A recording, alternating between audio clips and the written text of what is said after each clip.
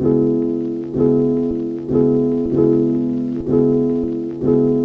and gentlemen, it's Bars and Umbars, episode number 3. It's myself, Richard Espinola Massigan, REM. I'm going by those initials now. He's going to push it. He's going to push his name. I'm going to run with it. It's my new gimmick. Is this new gimmick? Well, not really. It's actually true to me. It's my your full broken name. Matt Hardy phase, you know what I mean? I got inspiration from Raf because he always spelled his name out RAF, and I was like, "Fuck, I need something like that." Like, it's actually my initials for my name, so you know we got the same swag. So let's it rolls off the tongue, and I'm gonna run with it. So basically, today it's episode 3, as I already mentioned. Johnny unfortunately isn't here, but we're gonna take. So this podcast could go south because he's usually our moderator. Yeah. Like the last episode, I recognized that he was going through all the matches. I was like, we're not gonna go match by match. Exactly. But then he ended up doing it, and ended up being a good episode. We actually had our thoughts on each of the probably matches. segue into the matches we care about and forget a lot of other stuff. So just throwing it out there. So shout outs to everyone that we forget about. So let's just start it. Let's go into Raw. All right, so Superstar Shakeup. That was this week. A lot happened, obviously, on Raw and Smackdown. I stayed in tuned. I was very surprised and shocked of all the changes, especially the title change as well. Where do we start? We'll start with Raw. I think the first one was like the biggest surprise of them all. Jinder Mahal. Yeah, when he came out, I was like, it's good. New stories. Things are changing up. I was shocked, and you know what? When he came in and who was it? Stephanie? Yeah, Stephanie. Yeah, no, yeah. It wait, was it? No, Kurt Angle. Kurt Angle was like, all right, you got a championship match now. Jeff Hardy pops out. Yeah, that was crazy. Which is good. And he obviously won the title. Then and there, that shocked me. That was good shock value. And then what happened after that? There's so many different superstars. Yeah, but I'm excited with the Jinder Mahal shake-up because then later on we found out that what's his face? Dolph Ziggler came in, and then that was good. He had another surprise, which was Drew McIntyre. So we have Jinder Mahal, Drew McIntyre, and Heath Slater all in one show. So we should get a 3MB. Yeah, that's the first thing I thought too. When I was looking at my Instagram and newsfeed, I was like, everyone's kind of hyping it up. They're gonna band together again at least once. Yeah, let the jobbers do their jobbing. Yeah, it's crazy how much. Well, at least Drew McIntyre and Jinder have transformed themselves into more serious competitive. Yeah, well, not Heath Slater. Heath Slater's he's still the same. Kind of been the same still, but he's still over with his whole "I got kids" gimmick. Yeah. So which is good. I would like to see a 3MB versus Shield match up just for kicks. People will love it. I think nostalgic reasons. Yeah, definitely. People will still roll with it. What else is there? Yeah, Dolph. Let's speak about Dolph. Like he's been, in my opinion, I think he's been the most underrated. Yeah. He's a really crazy talent. There's all these rumors around him about signing a big contract, being one of the highest paid wrestlers. I don't know if you know that. Oh, yeah. Because at one point, let me take you back a bit, he did win the US title and then dropped it the next day like, I'm too good for you. Like this, I'm too good for this title, and just dropped it and made it vacant. He's a former champion as well. Yeah, that's a world champion. But I'm talking in most recent events. Yeah, most recent. He won that US title in a triple threat match with Brian Corbett and Bobby Roode in a pay-per-view, and I was like, oh fuck, I guess he's sticking around. And then I think due to contract reasons, he forfeited the title and he was in limbo. Obviously, when you're still negotiating a new contract behind the scenes with WE, you kind of, the company won't be really pushing you. Yeah. And he's sort of in negotiations. If he went to, I was thinking, and there was rumors that he was going to go to New Japan. I think he would fit there because of his athleticism and the whole style of New Japan. I think he would go to Cody Rhodes' route and actually do really well in the independents. Change his gimmick up a bit, change his look up a bit, and then go that route. Look at Cody Rhodes now. He's in my eyes, he's like transcended himself into this whole better superstar now. I mean, he's got the blonde hair, the new look, but he's far from what he was when he was in the Legend Killer stable with Ted DiBiase and Legacy, and like a lackey. Pretty much. And so, there was always something about Cody Rhodes. Like even his Stardust, he committed to that character to a point that there's something with this guy. He's a star. He's eventually going to be a star. The new Goldust. He commits to whatever he's in, like whether it's matches or gimmicks. And he ran with that till the wheels fell off. I think once that died down a bit, the gimmick was fun, the Stardust thing. But take nothing away from him. I think he's evolved and hasn't gone backwards since going to New Japan. Yeah, definitely. He's now the new leader of the Bullet Club. Yeah. Like, what more can you want? Yeah, well, now, back to the Shakeup. We'll just go back to the So, Shakeup. well, off track there. Yeah. So that's why we need Johnny. So back to the Shakeup and going back to Dolph. Man, that shocked me. I like it because now he's always, I can see that with him, the fans, I feel like the reactions with Dolph Ziggler, how do you feel about this? That they're mixed? Like, people don't know whether they cheer his athleticism, but then they boo him for his attitude. It's more so he's written to a point that no one really cares about his character. That's right. There's no connection within the crowd because he has nothing to give. Very repetitive. It's very repetitive. Yeah, like the whole year he's been the same. Like at the start where he was walking out to like his like no music is I'm not gonna be flashy. Like the killjoy. I'll be the killjoy. But then he overdid it by coming out to like different entrances and stuff and just trolling and just controlling like the crowd, trolling him all to a point. But it's just coming to a point. It's just repetitive. He needs something new. I think this is a good way to branch him off to probably maybe I think they're trying to build a tag team division. That'll be good. Well, did you see the finisher they did? Oh man, really that tandem move at the end on worldwide. And I'm excited to see how Drew McIntyre goes in the main roster ever since he's changed because he's supposed to be. I think the way he is now is what he was supposed to be at the start. He was supposed to be the chosen one by Vince McMahon. Exactly. But he never blew up because it was kind of forced down everyone's throats. But this is more organic, more natural. We'll see how this one goes. I think they're going to tag team route. I think they need to build because they. As in the Smackdown part of things, most of the tag teams have actually went there, and it's crazy. I'm finding that, and I don't know if it's a pattern that the wrestlers that leave and go indie come back, they're a lot more popular. Yeah, I think they get a new fire lit under them, and then they're just so much better. Yeah, like it's very rare now. Do you see a WWE developed wrestler who from the ground up? Like get as big because I feel like the indies wrestlers like AJ Styles, Kevin Owens, all those guys that started in indies, they're doing so much better and they're getting better reactions from the wrestling purists. That makes sense. And that kind of like branches out, but then they have to switch up their character a bit just to get the mainstream appeal. Mike skills wise, I reckon that the WWE bred like wrestlers, pure WWE, like John Cena's mic skills off the chain. Like you can always trust him with the mic, no awkwardness at all. Look at Shelton Benjamin. He stepped away for a long time. He was the gold standard. Do you remember? Yeah, I remember. Yeah. And he stepped away. Now he's come back, and they've given him a mic. I feel like he's now seasoned, and look, it happens late for everyone, doesn't it? Like some people, they get it straight away. Like look at Stone Cold off the bat, The Rock off the bat. Yeah. But, some people's time takes a little more time, I guess, is what I'm saying. Yeah. What else happened out there, man? There was Miz got sent out.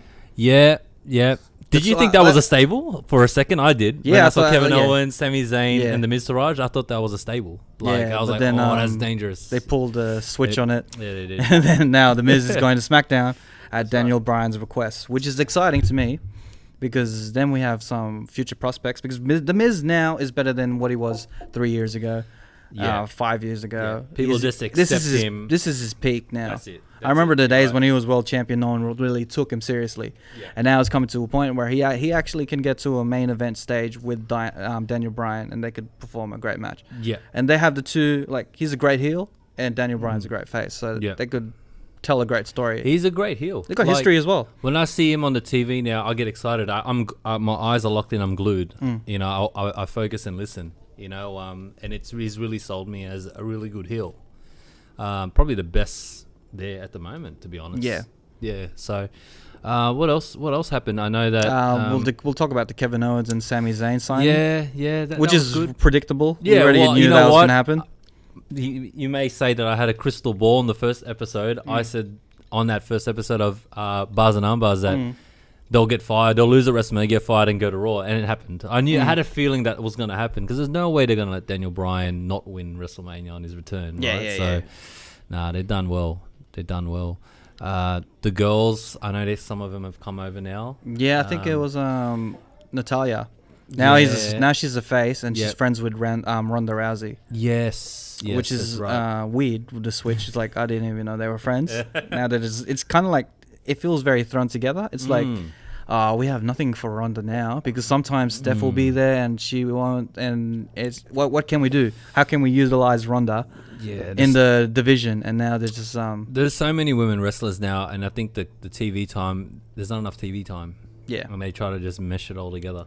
Yeah. And we'll see how this story goes. We did get some Ronda action. Yeah, Ronda was cool. Doing some punches here and some hip throws and stuff. She got Stephanie back in that armbar again. Not this episode. Not this episode? Last episode. That was the one before. Yeah. Yeah, so we got it. Yeah, this time around, she was just in the back with Kurt, I think. With Natalia. And she saved Natalia, that's right. Yeah, the Riot Squad. Yep. Because they came from SmackDown, now Riot Squad's in here. And now they do the switch where Absolution's going to SmackDown. Yeah.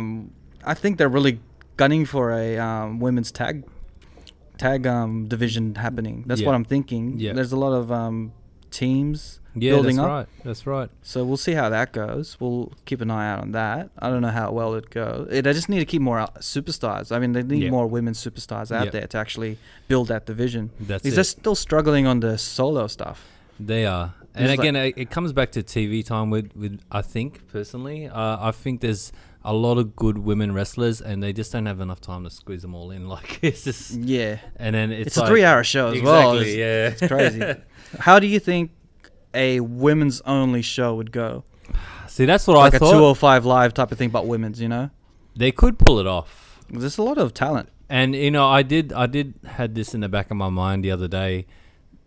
To bring new storylines in the women's division, I think a women's tag team title should be involved. Yeah.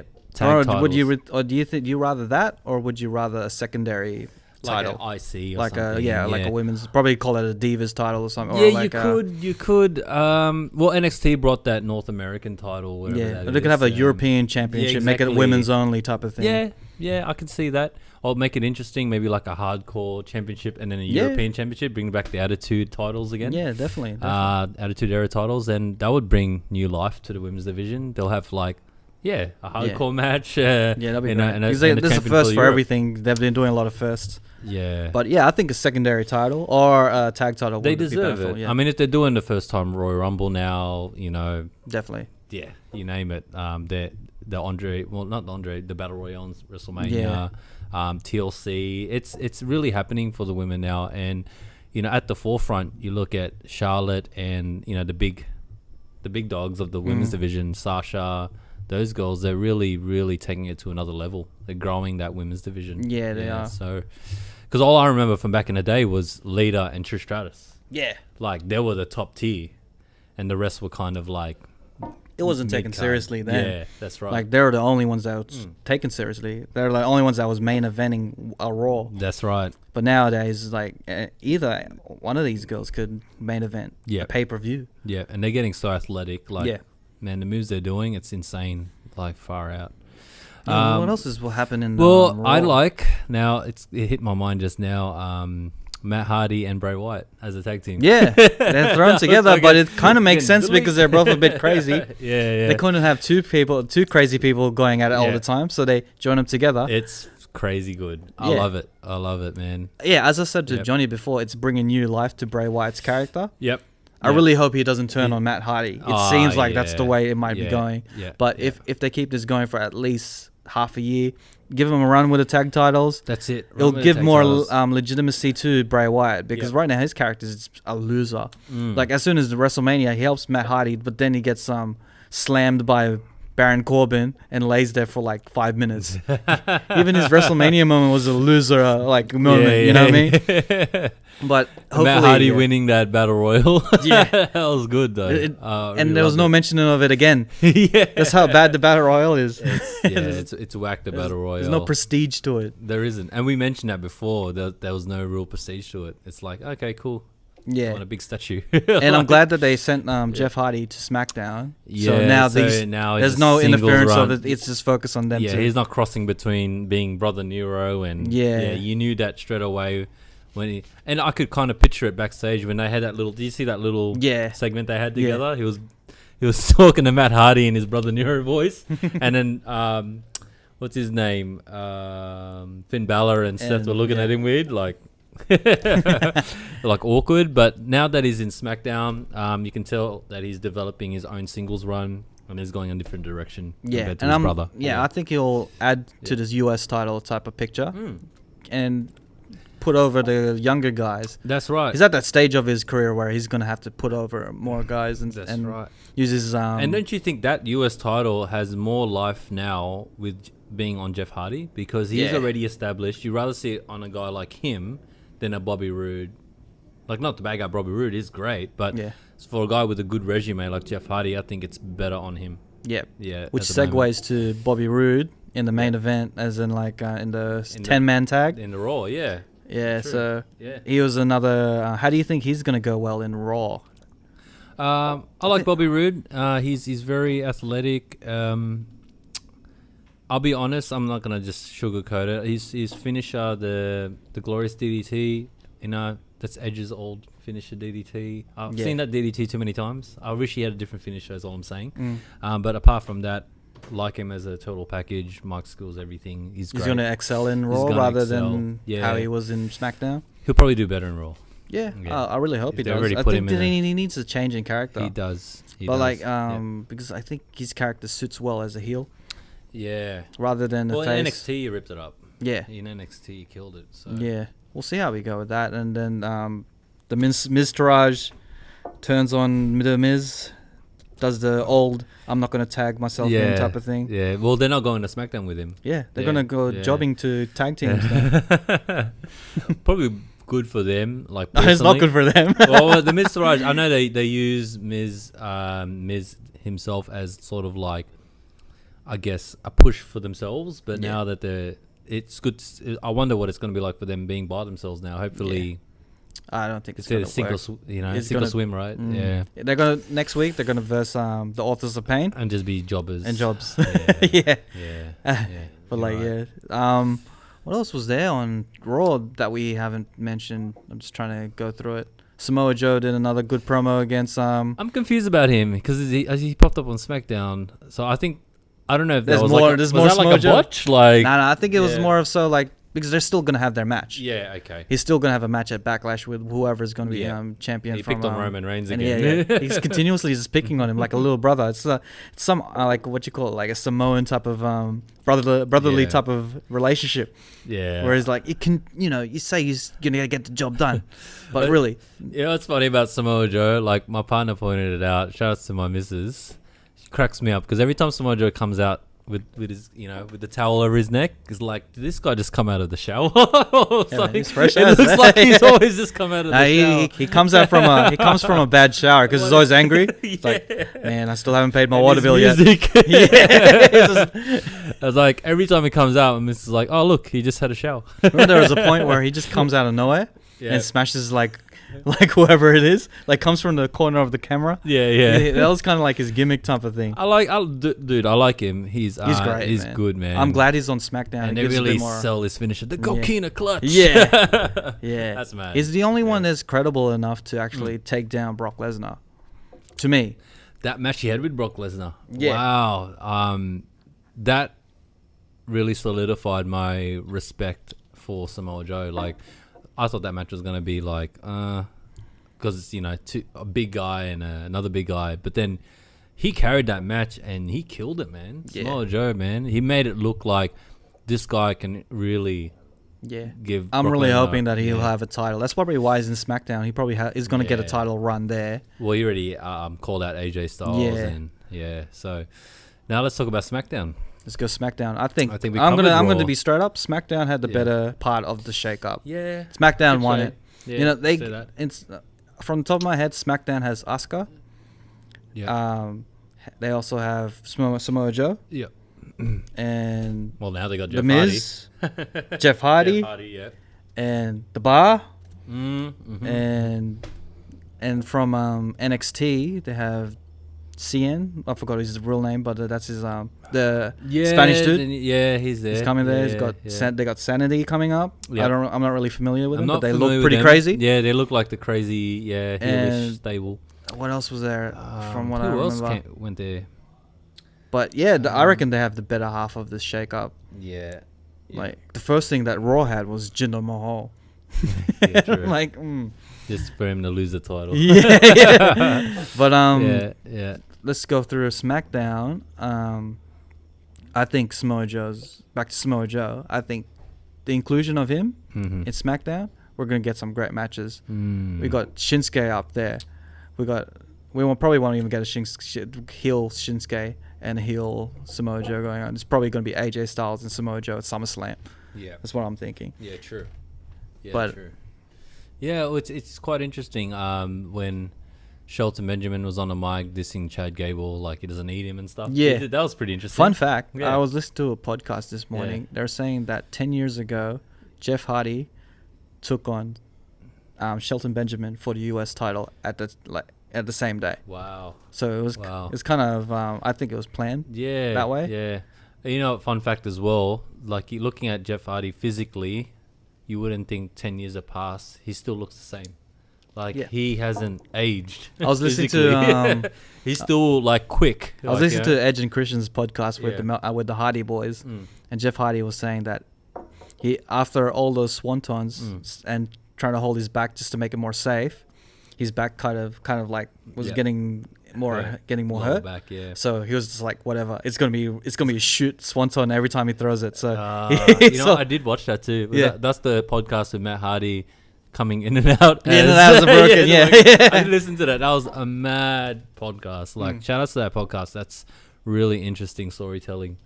And it's crazy. Look, Jeff Hardy, I think he deserves it. I think he's at this stage now where I feel like he's clean. He's not, on drugs and alcohol. Let's hope so he stays that way. And he needs to finish his career this way. Yeah. I think he deserves that final chance. Look, Michael's got that final chance to redeem his old bad pass, out of the ring, and then finished off his career in a really good Hall of Fame way. I think Jeff Hardy needs that. Yeah. Because even when he was champ against CM Punk, remember those days? Yeah. I loved it. Like it was great TV. But sadly, he went back to his old habits, old demons. Fell out, went to Indies. Yeah. Now he's back.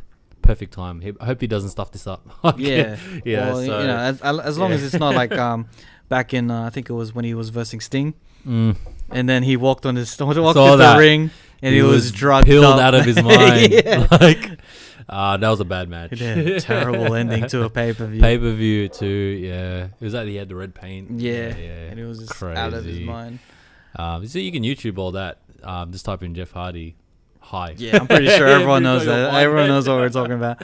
What else was there that happened in SmackDown? Shinsuke just keeps low blowing AJ Styles. Yeah, and did you see that meme? Because AJ Styles has dates of when his kids were born down his rib, in tattoos. Yeah, and there was a meme saying that Shinsuke is trying to eliminate the next tattoo because he keeps low bowling him in the ball. The low blow on SmackDown was funny because it was a wide shot, and then you just see someone in the corner, at the top corner, just low blowing AJ, and then and Shinsuke with his crazy look. Yeah, it just made for a funny moment. I don't speak English. Yeah, it's good. It's a good heel move, but I hope he has more to say next time. Yeah, exactly.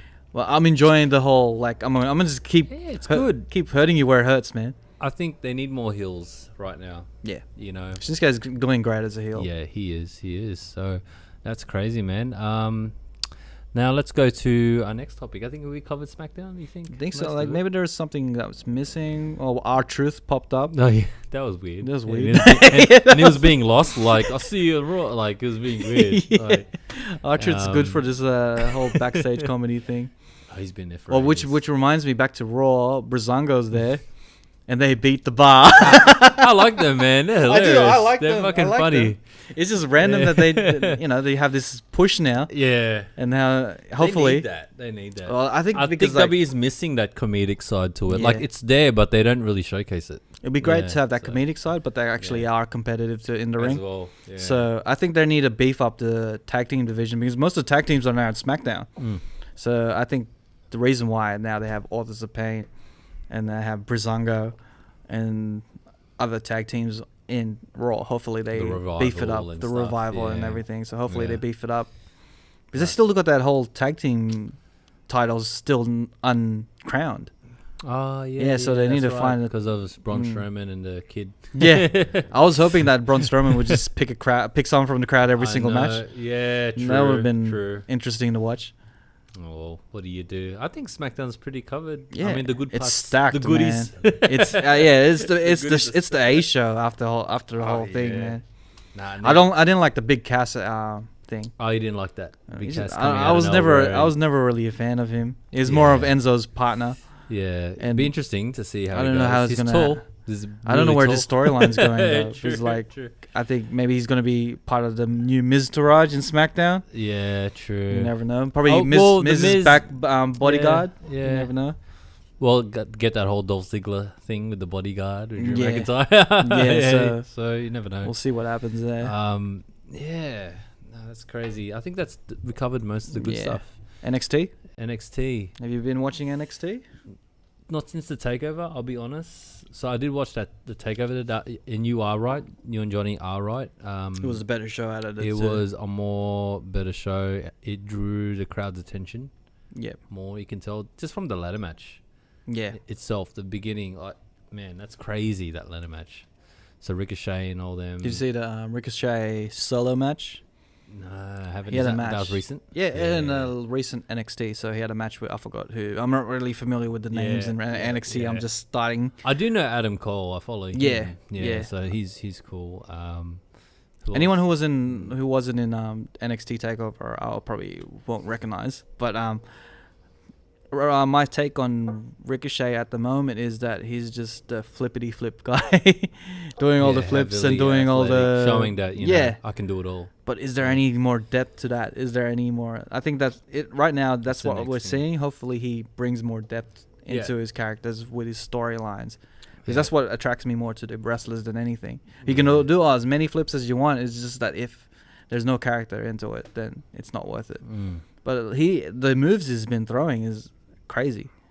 Yeah, I can't believe how talented that guy is. So good. Yeah, he's like a flipping Michael B. Jordan. Before NXT, where was he? I have no idea. He's probably one of the indie guys. Lucha, maybe Underground, ROH. Yeah.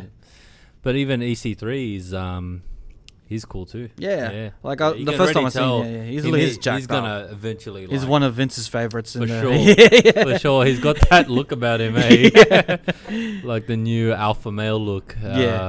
Bobby Lashley, you didn't touch on him much. Oh yeah. How do you feel about that? I feel like he should have stayed away a little longer and developed more on Impact Wrestling, TNA. Yeah, but I think he's developed to a point that he's actually better than what he was before. Of course. In so terms he's of, another example. That, I think he because he hasn't had any mic time, like actual mic time, and I knew that was his problem back in the day. He was bad on the mic. Yeah, he was terrible and awkward. Yeah, I don't know if he still is. Because that's what I'm wondering. Because I'm like, I see him now. I'm like, cool. He's got a headband.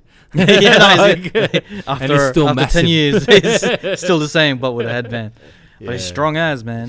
He's strong. We'll see how it goes. Yeah. I don't know where that. I'm speculating that they might have a Brock and Bobby type of match. I think he's going to be pushed up to the main event.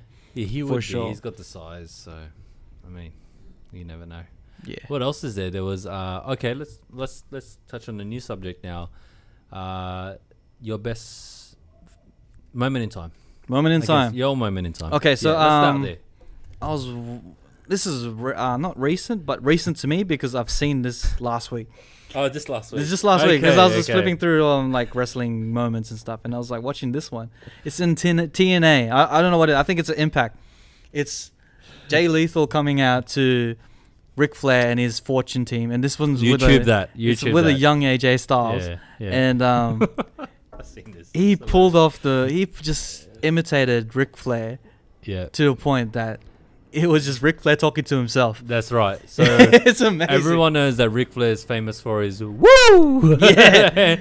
So Jay Lethal came out in the entrance and started going pretty much woo as well. Yeah. They started having this woo battle, and it was hilarious. Oh, it's great, man. I'm gonna try and like get a snippet of it, but like I was like surprised at how much to a T.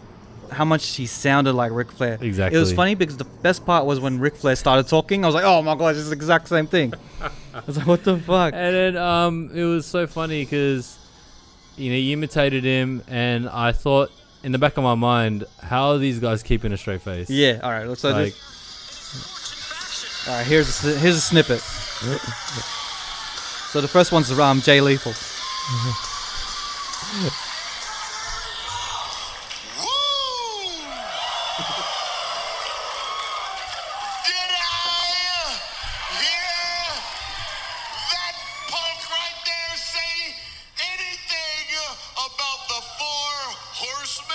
Oh my god, it's so good. And the crowd's buying into it. Yeah. Oh my god, that's so good, it's so good to the T. And it was non-stop going back and forth. They were both going woo, woo, woo. And the best part, it was just cutting. It was cutting back and forth. Oh, and they were both taking off their jackets and elbowing the floor. That was the best. The full walk as well, and the stomping. And my favorite part was towards the end. He was full like he said a line. I think it was like, "It's harder to get on than it is to get off." And then Ric Flair's like, "That's my line. That's my line." That's fucking hilarious. I just watched that last week and I was like, how can I miss this? This is amazing. Yeah. Like that's, I don't know, for TNA, it's just they have those moments and then it's hard. They get overlooked because no one really checks it. Yeah. But you know what? And that's what it comes back to. Like, I think the mic skills is very underrated. Clearly, Ric Flair, Jay Lethal have great mic skills to keep a straight face doing that. Oh man, like how can you? Well, at the start you could tell that Ric Flair was impressed. He was like, "Oh, all right, this guy." Well, since we're on this topic of like just funny moments, like let's talk about the top 5 botches. I was looking at this the other week, going, you know what? I had a phase where I was scrolling on my screen. First of all, I tagged you in it. Well, I forwarded the mini clip to you. It was, what's his name? What's his name again? The guy from WCW, the shooting star press. Oh, Billy Kidman. Billy Kidman. And he botched it was a botched shooting star press of Billy Kidman, and I just had to show it to Raph. I said, "Look at this." So basically, he didn't hit him. He did a shooting star press, but it looked like he went on a weird angle. His knee hit the rope, and he just completely missed him. And the commentator was like, "Oh, like he hit him!" Like, so that was one. And then that segued me into going into other botches. So I typed in botches on YouTube, and the one that caught my eye, the most, is the Scott Steiner one. Oh, there's a bunch of them. There's a bunch of them. I'm not gonna put it in like from 1 to 5. Let's just say they're 5 equal. My top 5 equal. So the Scott Steiner one, YouTube it. It's called. You can even YouTube Scott Steiner math, because what he did was he cut a promo on TNA about this whole, like, he was trying to be smart. This whole mathematical thing. I won't try and reenact it, but if you YouTube play it, a sample. If you can find it, the narrative is this. There's a 3-way, basically triple threat 3-way in Sacrifice, the pay-per-view. So it's him, Kurt Angle, and Samoa Joe. So Scott Steiner tries to cut this intense promo about the odds in terms of mathematical odds. And there it is. And you can see it's not true. See, normally if you go one-on-one with another wrestler, you got a 50-50 chance of winning. But I'm a genetic freak, and I'm not normal. So you got a 25% at best at beating me. At best. And then you add Kurt Angle to the mix, your chances of winning drastically go down. See, the 3-way at Sacrifice, you got a 33 and a third chance of winning. But I got a 66 and 2/3 chance of winning. Kurt Angle knows he can't beat me, and he's not even gonna try. So Samoa Joe, you take your 33 and a third chance minus my 25% chance, and you got an 8 and a third chance of winning at Sacrifice. But then you take my 75% chance of winning. And listen to this. He gets Samoa Joe's name wrong. He calls him Senior Joe. I got 131 and 2/3 chance of winning at Sacrifice. See, Joe. Oh man, that's Numbers don't man. lie. Oh god, Man, I could watch Scott Steiner botches all day, man. Yeah, so that's just a pure example of one. And funny enough, a fan made a clip explaining the mathematical diagram. Yeah, it was like YouTube. a typography type of video, like a lyric video, but it was more so, if you watch it, the math kind of makes sense, but he goes off track He to a goes point. off track. I think he gets the calculations actually right halfway through, and then he mixes it up and tries to he rebuttals and covers himself, but you can clearly see it didn't work out for him in the end. So that one's got like 1.9 million views from a fan. So that's awesome, and so that's one of them. The other one I want you to research, Raph. It was one that I found through one of Scott Hall's documentaries, like his biographies. Yep. And one I found through a podcast, because XPac Sean Moulton has a podcast as well. Yep. So back in the day, let me explain this to you. XPac was known in the WWF back in like the 90s as the 1-2-3 kid. I don't know if you know that. Yeah.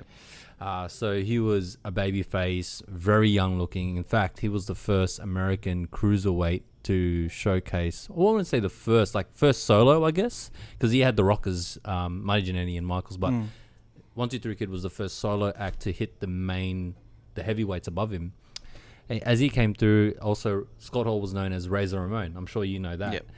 So they were putting 1-2-3 Kid against Razor Ramon, so X-Pac and Scott Hall. They were doing some sort of rivalry run where he was the babyface and Scott Hall was the dominant, and 1-2-3 Kid X-Pac kept getting these quick wins off him, like shock wins on Raw. There was one match where Razor Ramon and Scott Hall pulled the mat off the concrete outside. Okay. And he was prepared to do a Razor's Edge, his move on it.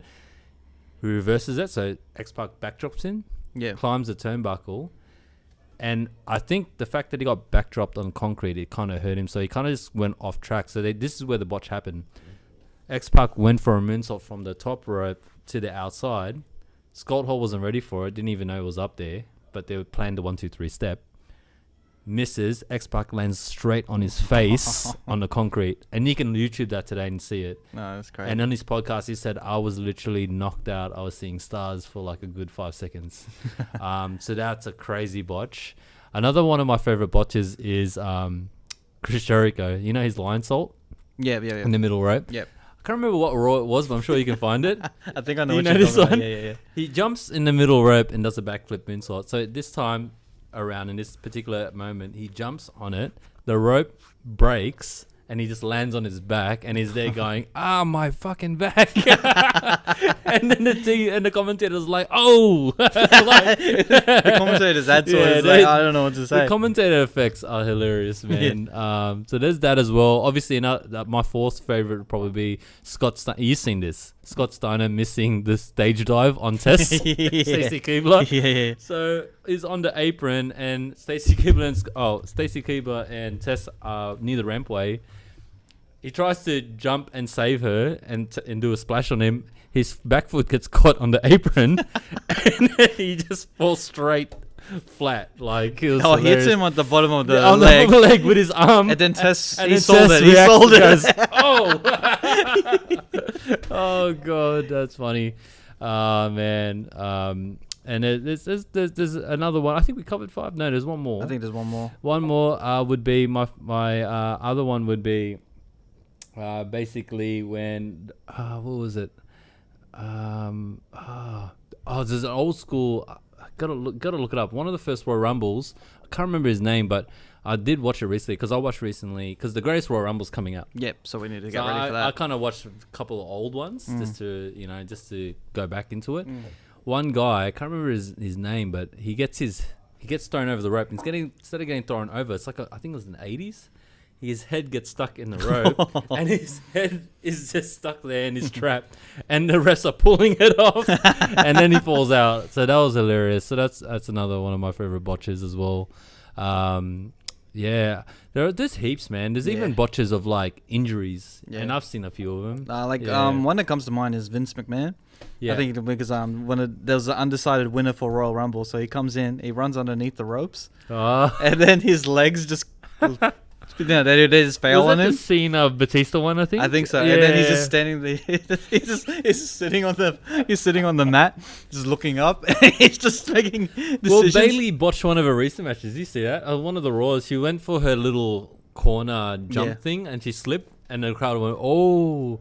But back in the day, the crowd used to chant and call you out on the botches. Yeah, you fucked up. You fucked up. That's hilarious. Another botch I could think of in WCW was Kevin Nash's powerbomb to the Giant. Oh, yeah. Landed on his neck, on his head. Yeah, that was bad. That's another one. Probably another one is Brock Lesnar's shooting star press. That's a famous one. Yeah, that landed on his head, man. That looked awkward. He just landed way too late on that one. That was bad. Yeah, there's heaps of them, man. Like, I always get Sid Vicious's leg snapping in my head. Oh, that was crazy. Oh man, I think that was like you can sold YouTube out that. His 99 leg or just something. fucking splits, man. Yeah. Like, far Well, out. like, yeah, that's the life of a wrestler. Eh? It just happens. Things just fuck up, man. Yeah, man. So apart from that, I think we've pretty much covered everything. Yeah, What like else is was there Independence and you wanted to cover? I do watch a bit of New Japan. I wouldn't say I'm heavy into it, but I do follow it. I actually watched the Discovery of the Bullet Club, how it started. So I started there first because I'm thinking, I want something I can sort of grab me straight away. So where's Cody? Is he in New Japan or is he in Ring of New Honor? Japan. Because I saw him in like he's probably he's in Ring of Honor as well, so he's probably doing both. It's one of those free agent Because type the things, young maybe. the Young Bucks, the last episode I watched, this is the first time I've watched so they're crossing over, maybe. Ring of Honor for the first time, and they had a tag team gauntlet, Yeah. and then the Young Bucks won it. So and then they're also promoting Cody in the next pay-per-view or something like that. Yeah, it's crazy. I'm not sure how. So I think all the independents are kind of like working with each other, working crossing over. Yeah. Well, I'm not quite sure, but I do know. Last time I checked, that Cody Rhodes they basically kicked Kenny Omega out of the Bullet Club. So his face now. Yeah, and now Cody Rhodes is in charge. Okay. Yeah, So the leader of Bullet Club just keeps changing, eh? It does. Yeah. It does. So I know that AJ and for a then Finn good- Balor. Yeah, well, that's right. So I watched the history behind it. Finn Balor was the first leader of it, until he decided to go NXT. Kenny Omega came in. He took the ball and ran with it. He did exceptionally well. When an AJ came in. AJ, see, this is the good thing. Now it wasn't sort of a domino effect. AJ came in and joined him, so it was actually a really good faction. You had Kenny Omega and AJ Styles, but there was a bit of a power trip between the two, so there was like low-key beef between them. Anyway, So it was kind of like a Hulk Hogan, Kevin Nash type of situation. and they were both heels and stuff, so they did really well together. That ran for a while, and then Kenny Omega pretty much turned on AJ Styles. So that's what happened. Then AJ Styles, once that happened, they didn't really build up too much of a story of AJ Styles being a face. He was heel the whole time, even against Wrestle Kingdom with Shinsuke. He went into the Royal Rumble, and so AJ went to WE by then. Then Cody Rhodes came in, so it's kind of It's crazy, like almost repetitive, but it works because it's kind of like the indie NWO. Exactly, that's type what of it thing. is. That's what it is, and they need that. Look, if New Japan's getting all these views from that, WWE definitely need to do it. They need to change the name from Balor Club. I think noticed they low-key made it Balor Club. Yeah, because it's kind of like how Broken Mac Hardy is Woken Mac Hardy. Yeah. So they're trying to work around it. It's the same thing, It's but the same thing. different name because of the copyright issues and everything. So Well, and I was listening to Edge and Christian's podcast, and let's talk about that because I find that quite interesting. They talk about how Matt Hardy's reaction was, it's not so much duplicating what they did before with Broken to Woken. It's because there are fans out there that aren't hardcore wrestling fans like us that will look at all these outside independents and follow them. Like to some people, especially the younger demographic, they look at Woken as, oh shit, this is new. Like some of them don't even know about Broken. They don't watch. So that's why Matt Hardy was like, I don't mind hitting the reset button because there are fans out there that don't know because WWE is it's its own world. Yeah. So that makes sense to me. makes sense. Like as long as it's now they have a bigger budget. That's right. They got a bigger budget to do whatever the fuck they want. So Yeah. But I gotta admit, seeing Jeff Hardy as Brother Nero was so good. Yeah, that looked awesome. I think they're gonna tease it for like later down the track, Yeah. but right now it's Matt Hardy and Bray Wyatt. That's right. I hope they stick together rather than turn on each other. Kind of a bit cringe, like you hope they don't. Yeah, no. I think a good year. Hopefully a good year with at least a tag title run. Yeah. And then after that, he could do whatever they want. Yeah, man. I think that's it. Well, Paige is the new general manager of SmackDown. Yeah, definitely. And the Absolution is in SmackDown, so they might have a storyline. I'm happy for Paige. You? Yeah, I like that. Yeah. I like that about her. So hopefully, I think there's a good story with the Absolution because now they're in SmackDown. But I think, in my honest opinion, they're not going to do anything about it. Yeah. They're just going to drop it. Well, there's a now young. I like that she's a young, fresh face, and yeah, it's definitely she definitely can carry on that role that Daniel Bryan had. She's got all the tools. Yeah, definitely. So, she's probably going to stay face. Yeah. And run it for a bit, and then probably go AJ Lee styles. Oh yeah, true. And have a heel run, and then go from there. But so far so good. I think she'll stay face because we have Stephanie and Raw. Yeah. We don't want two female authorities out there. Yeah. That are heel. Yeah, that's it, man. That's it. So I'm guessing in the next pay-per-view, the Greatest Royal Rumble's first, I believe, and then it's on Saturday for us. Away. Wow, it's on Saturday for us. Oh, right? really? I mean, next Saturday. It's on Saturday, so we could could probably watch it together. Who do you think will win it? It's hard to call that one. I'm not really familiar with the story. Is there what happens to the winner? Do they get a title shot or anything? I'm assuming. I'm assuming it's gonna be some. It's funny how they did this so early. I can't comprehend in my mind why it's so early. Because we just had a Royal Rumble a couple months ago. And it's like they're sweeping it under the rug. None of these Royal Rumble winners have won the title. Yeah. I'm thinking it might be Joe. Yeah. Could be Joe. You never know. It's a big Royal Rumble in Dubai. How many people? 50, in Dubai. Yeah, 50. Oh, maybe it might be Jinder Mahal. Yeah, because it's in Dubai. Get it? Yeah, I get that. Well, it could be anyone right now. Yeah. I'm hoping it won't be like. Are the people in the matches on that pay-per-view in the Royal Rumble as well? It's 50 people, so I'm assuming they would have to. Must be, man. Well, Roman Reigns, I think he will definitely win the title in this one, because I was looking at statistics. They're saying apparently they cheer him in Dubai. So okay, so they're trying to make they're trying to make his crowd reaction pop. It's kind of like a propaganda to make the crowd in America and worldwide to follow on suite.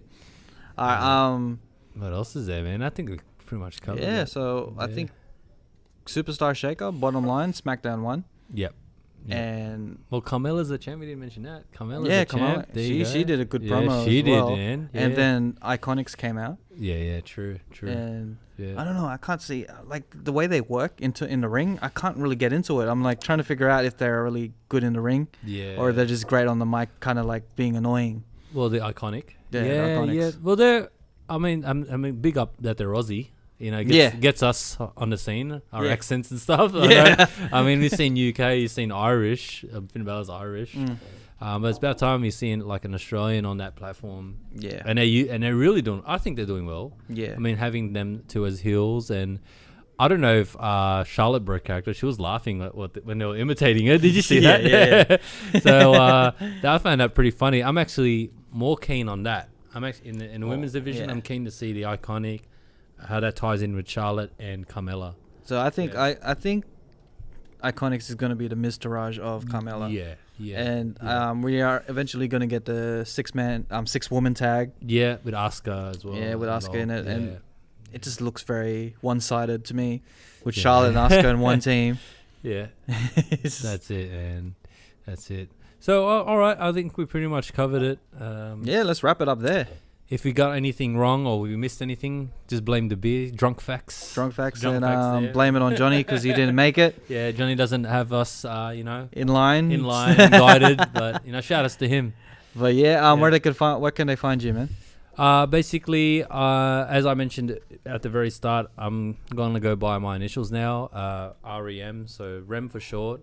So it's Richard Espinola Massigan. You can find me on Instagram, r.e.m_23. 23 is my number. I was born on July 23, and obviously, I'm not going to lie to you, that's that's the only name that was available on Instagram. I tried to do REM and it was taken. So it's probably like the alternative band from the 90s. Yeah, and I googled that too. So I'm safe on that. They're no longer a band. They're no longer a band. I couldn't have used that years ago.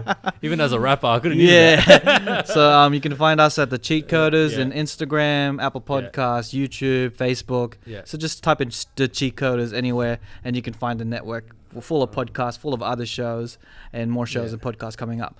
So this has been an episode of Bars and Numbers, the place that RAF and REM built. Yeah, this is our house.